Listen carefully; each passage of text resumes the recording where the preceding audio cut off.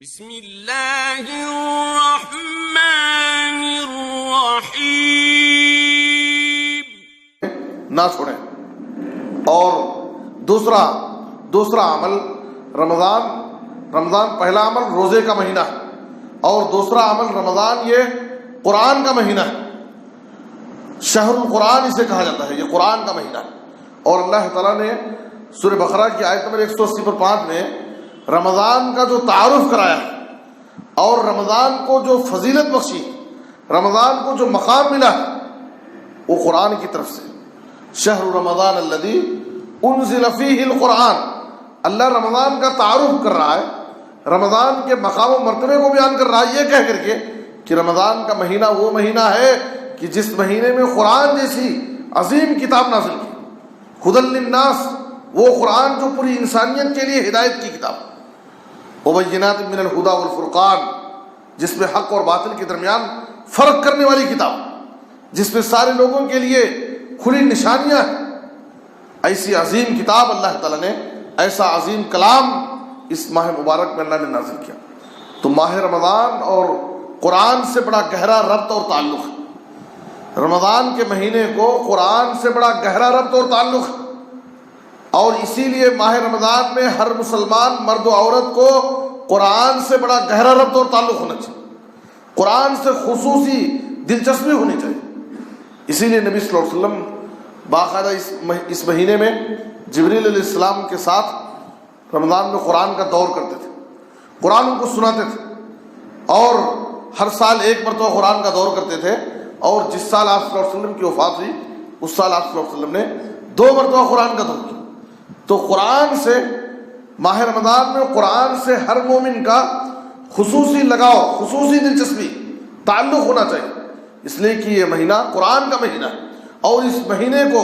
جو تقدس اور جو مقام ملا ہے وہ قرآن کی طرف سے، کہ اس مہینے میں اللہ تعالیٰ نے قرآن کو نازل کیا۔ اسی لیے مسند احمد اور مستدرک حاکم اور طبرانی کی جو صحیح حدیث میں نبی صلی اللہ علیہ وسلم نے کہا الصیام والقرآن، دیکھیے روزہ اور قرآن،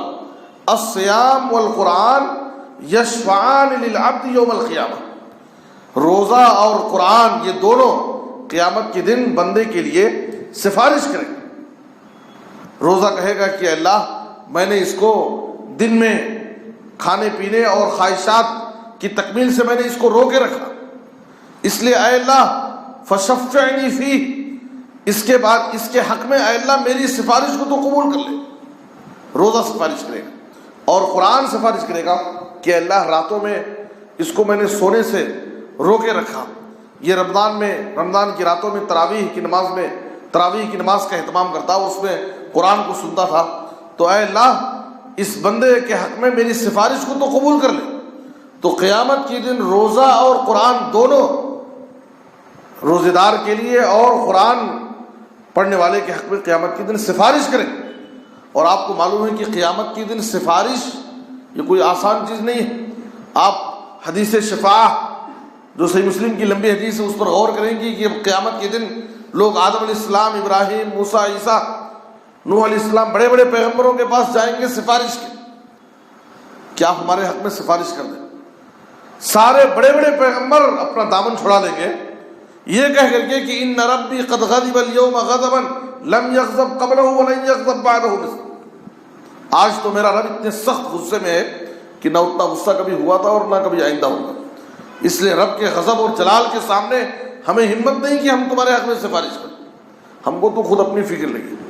تو بڑے بڑے پیغمبر قیامت کے دن سفارش کرنے سے انکار کر دیں گے اور کہیں گے کہ میں اس کی طاقت نہیں رکھتا۔